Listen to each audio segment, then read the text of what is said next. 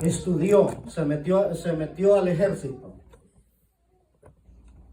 y persiguió a los cristianos, los perseguía, se hacía pasar por cristiano y se acercaba a los lugares donde los hermanos se congregaban, porque ellos se congregaban hacia escondidas, y él llegaba haciéndose pasar por cristiano, y ya cuando obtenía la confianza de todos ellos, ¿me entiendes?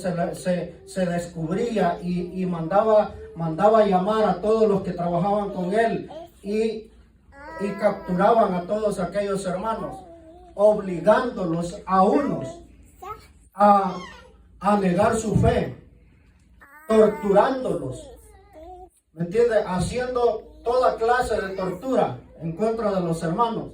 A unos los mataban, a otros los hacían negar su fe y todo, ¿me entiendes? Y dice que era un deleite para él hacer aquello, ¿me entiendes? O sea, dice él, si Pablo dice lo hizo, pues yo también lo hice, dice él, ¿verdad? Yo fui una persona que perseguí, maté, o sea, torturé, encarcelé a muchos cristianos. Pero llegó el momento donde él dice, llegó ante un varón que era un doctor. Y este doctor dice que él hacía todo lo posible por sanar a cualquier persona. No le importaba si no era cristiano, era de la religión que fuera, ¿me entiendes? Porque era en tiempo de guerra, ¿me entiendes? Y él hacía todo lo posible por salvarle la vida a quien fuera. Pero él lo investigó y llegaron que él estaba, ¿verdad? Era una persona cristiana y para ellos pues era alguien que era contra, ¿me entiendes? De la religión de ellos, porque él era musulmán. Entonces llegó y un día cuando lo siguieron, dice que este doctor no pasaba más de 2 días en un lugar. Pasaba 2 días y se movía y así, pero él trabajaba, o sea, hacía su clínica, la plantaba allí, luego hacía una clínica movible. Y luego dice que lo ubicaron a él donde estaba y de repente le cayeron. Y dice que cuando él llegó, ¿verdad? Llegaron, lo rodearon, él estaba, dice, trabajando en un niño que estaba entre la vida y la muerte. Entonces dice que llegó y él le dijo, le habló, dice, y lo saludó. Y ya él dice como que si aquel doctor ya sabía a lo que ellos iban. Entonces dice que le dijo él, dice que le dieran tiempo, ¿verdad? De terminar con lo que estaba haciendo, porque estaba trabajando en un niño que había sido herido. Entonces dice que le dieron el tiempo que él necesitaba. Después empezaron, ¿verdad?, a hablar con él, a presionarlo. Dice que le dijo él que él ya sabía a lo que iba. Entonces, y si sabes, dije que le dijo él, ¿por qué no te asustas? No, dije que le dijo, porque van a matar mi cuerpo, pero mi alma no la pueden tocar. Gloria a Dios, aleluya. Entonces dice que empezó a hablarle. Y con la serenidad, con aquella paciencia, con aquella forma que aquel hombre, dice, les hablaba, lo dejó a él como pensativo. Bueno, ¿qué es lo que va a estar pasando con este hombre? Si él sabe lo que le espera. Entonces lo sacaron, lo torturaron, le hicieron muchas cosas, pusieron el día de sentencia, de muerte y todo. Pero dice que aquel hombre antes de morir le dijo que le permitiera orar por él. Ese hombre dice que ya cuando él se dio cuenta, o sea, ya lo tenían, lo que hizo fue poner en oración a esa persona que lo había sacado, lo había perseguido y a modo que lo había capturado para asesinarlo. Y cuando él oró, dice que le dijo, la oración fue, perdónalo, Señor, yo también lo perdono por lo que él está haciendo, pero no dejes que su alma se vaya a ir al infierno. ten misericordia de él. Y dice que él no lo asesinó, pero sí, los demás, dice que los que andaban con él lo asesinaron. Y quedaron, dice, aquellas palabras en el corazón de esta persona. Que como, o sea, algo que quedaba allí, y cada vez que él iba a hacer algo, aquellas palabras, ¿me entiende? Él oía aquellas palabras, sentía que aquellas palabras estaban haciendo algo en su corazón. Bueno, lo asesinaron, pero ya lo que él había hecho quedaba haciendo, trabajando en el corazón de aquella persona. Y después dice que él fue ante otra persona que él mismo lo había capturado y lo habían torturado, pero no hallaron, o sea, las suficientes pruebas para asesinarlo, pero ya él iba ya con aquella duda. Aquellas palabras que aquel doctor le había dicho estaban trabajando en su corazón. Y fue, dice, ante este otro hombre que había sido colaborador de ese doctor que habían asesinado, y él fue y le platicó, pero cuando él lo vio, dice que aquel señor se le fueron sus colores, porque ya sabía quién era esta persona. Pero dice que le dijo, no te preocupes.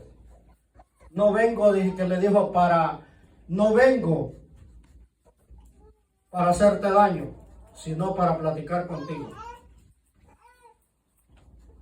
Entonces dice que esta persona le dijo, bueno, si quieres platicar conmigo, en este lugar no se puede. Entonces dice que se fueron a otro lugar y empezaron a platicar.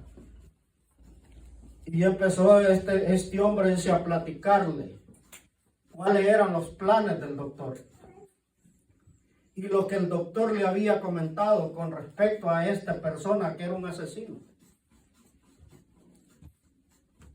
Platicaron y todo, y dice que al final dice que le dijo, aquí te dejó este regalo el doctor.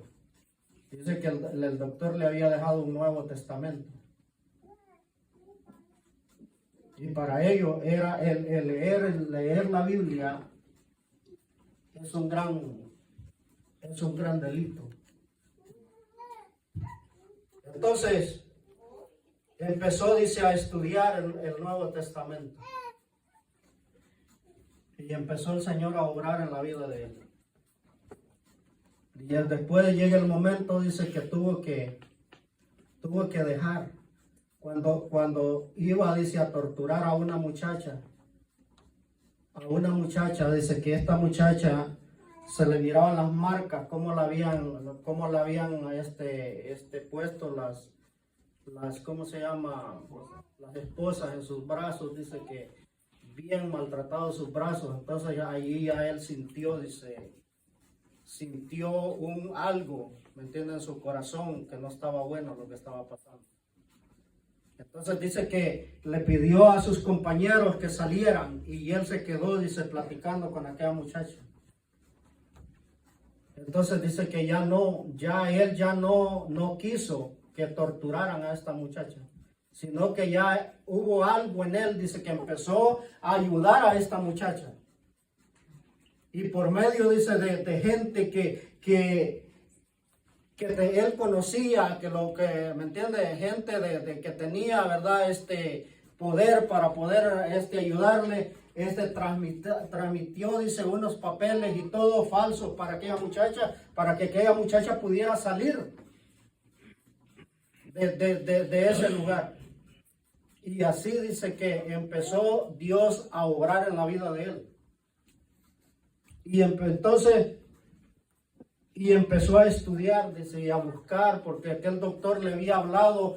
Dije que le había hablado y le dijo, no te preocupes, no solo tú, dije que le dijo, eres así. Dije, la Biblia nos habla de un hombre que persiguió la iglesia, pero que un día él tuvo un encuentro con Jesús. Y ese hombre que le dijo es el apóstol Pablo. Y entonces allí él empezó a ver, dice, y empezó a buscar del Señor.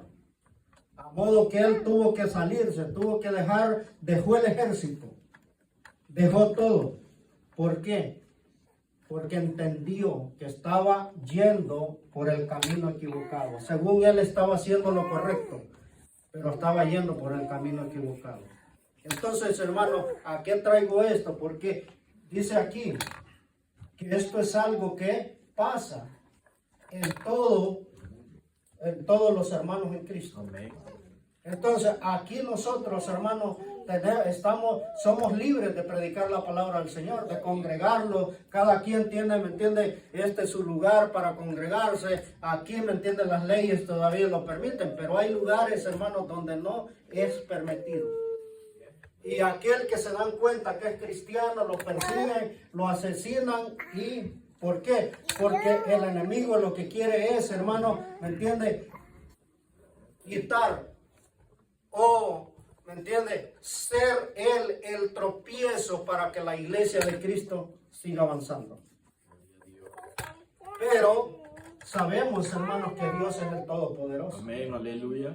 Y que esto, hermanos, el enemigo lo ha querido frenar desde antes, hace más de 2000 años, desde cuando Jesús nació.